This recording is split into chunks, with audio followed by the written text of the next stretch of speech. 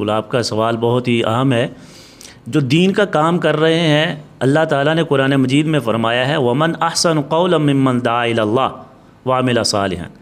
سب سے بہترین تم میں سے وہ ہے جو اللہ کے دین کی طرف، اس انسان کی بات سب سے قیمتی اچھی ہے جو دین کی طرف بلاتا ہے۔ اب دین کی بات اچھی ہے، لہٰذا اگر اس میں کوئی رکاوٹ بنتا ہے تو اسے شرم کرنی چاہیے۔ وہ کوئی انسان اپنی بات نہیں کر رہا، وہ تو اللہ کے دین کی بات کر رہا ہے، اللہ کی بات کر رہا ہے۔ تو اللہ کی بات میں رکاوٹ ڈالنا تاکہ وہ بات پھیلے نہ، تو یہ کفار کا جو طرز عمل ہے۔ اللہ تعالیٰ نے اس کے بارے میں قرآن مجید میں بہت وعید فرمائی ہے کہ جو اس انسان سے بڑا کون ہو سکتا ہے جو اللہ کے دین اور خصوصاً مسجد جو اللہ کے دین کا سب سے بڑا مظہر ہے، جہاں سے دین کی تبلیغ ہوتی ہے، اس میں خرابی پیدا کرتا ہے۔ تو اللہ تعالیٰ نے قرآن مجید میں فرمایا ہے وَمَنْ أَظْلَمُ مِمَّنْ مَنَعَ مَسَاجِدَ اللَّهِ أَنْ يُذْكَرَ فِيهِ اسْمُهُ وَسَعَىٰ فِي خَرَابِهَا، کہ اس انسان سے برا انسان کون ہو سکتا ہے جو اللہ کے گھر مساجد میں خرابی پیدا کرتا ہے، اس کی کوشش کرتا ہے کہ یہ دین کا کام نہ ہو۔ تو ایک طرف اللہ فرما رہا ہے جو دین کا کام کرنے والے ہیں، مسجد ہے جو اللہ کی طرف دعوت دیتا ہے، وہ سب سے اچھا ہے، اور جو اس میں رکاوٹ بنتا ہے اللہ تعالیٰ نے فرمایا وہ سب سے برا انسان ہے، وہ ظالم ہے۔ تو لہٰذا ہمیں شرم کرنی چاہیے، تھوڑی سی بات ہو دین والوں کی، اگر کوئی غلطی بھی ہے تو اس کو اچھے طریقے سے سلجھایا جا سکتا ہے۔ انسان ہے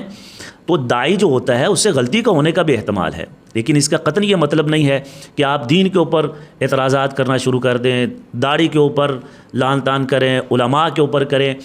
ہمارا قرآن بہت خوبصورت ہے، اس نے ہر چیز کے بارے میں ہماری رہنمائی کی ہے، لہٰذا جو دعوت دے رہا ہے ہم نے اس کو دیکھنا ہے، وہ اللہ کی طرف بلا رہا ہے، وہ قرآن کی بات کر رہا ہے، اللہ کا کلام پیش کر رہا ہے، اور اگر اس سے غلطی ہو جاتی ہے تو اگر علمی ہے تو اس کو علمی انداز میں بیان کیا جائے، نہ کہ ہم دین کے اوپر اعتراضات کرنا شروع کر دیں، اہل دین کے اوپر، علماء کے اوپر، طلباء اکرام کے اوپر اعتراض کریں، مساجد کے اوپر، حتیٰ کہ دیکھا یہ گیا ہے کہ مسجد اور مدرسے پر اعتراض کرنا شروع کر دیتے ہیں۔ حالانکہ فی ذاتی ہی مدرسہ برا نہیں ہے، اس میں کسی بندے نے کوئی غلط کام کیا ہے تو اس غلطی کو ہم برا کہہ سکتے ہیں کہ اس کا یہ کام غلط ہے۔ نبی کریم صلی اللہ علیہ وسلم سے بھی ملتا ہے، نبی کریم صلی اللہ علیہ وسلم مسجد میں ہے، ایک آدمی آیا ہے اور آ کر مسجد کے صحن میں بولو براز کرنا شروع کر دیا اپنی قضائے حاجت۔ اب دیکھیے نبی کریم صلی اللہ علیہ وسلم بیٹھے ہیں، صحابہ اکرام نے اس کو دیکھا اور بھاگے، اس کو روکیں، اس کو ڈانٹے، تو اللہ کے نبی صلی اللہ علیہ وسلم نے ان صحابہ کو روک دیا ہے کہ آپ نے اس کو کچھ نہیں کہنا ہے، حتیٰ کہ وہ اپنی قضائے حاجت سے فارغ ہو گیا۔ تو نبی کریم صلی اللہ علیہ وسلم نے فرمایا اے میرے صحابہ اٹھو اور ایک ڈول پانی کا اس پر بہا دو، اور اس کو بلایا، اس دیہاتی کو، اعرابی کو، تو کہا ادھر آؤ، بڑے پیار سے کہ یہ اللہ کا گھر ہے، یہ مسجد ہے، یہ پاک جگہ ہے، یہاں پر ہم اللہ کی عبادت کرتے ہیں، نماز پڑھتے ہیں، لہٰذا یہاں پر بولو براز نہیں کرتے ہیں۔